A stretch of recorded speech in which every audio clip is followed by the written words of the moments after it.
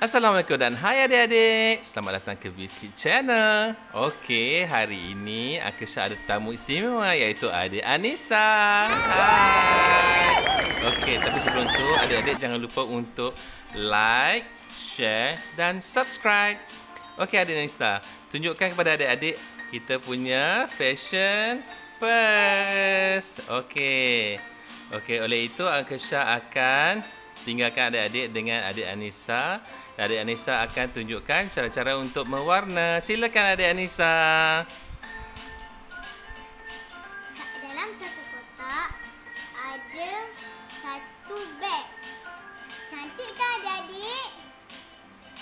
Dan juga ada warna, iaitu warna kuning, warna ungu, warna coklat dan merah jambu.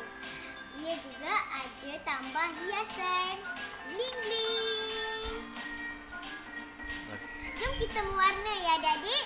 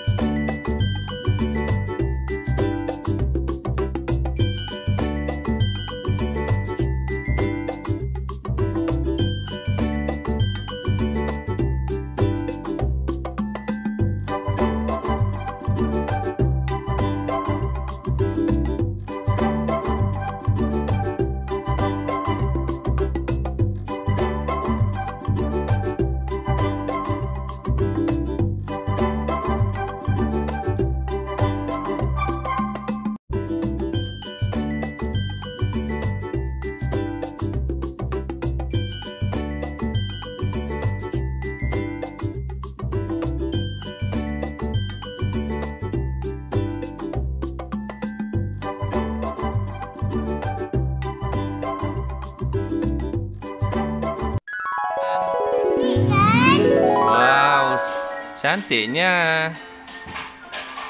Adik-adik jangan lupa untuk mencuba ya. Dan adik-adik jangan lupa untuk like, share dan subscribe. Okey adik-adik, sampai kita berjumpa lagi di Kidz Channel. Assalamualaikum. Bye.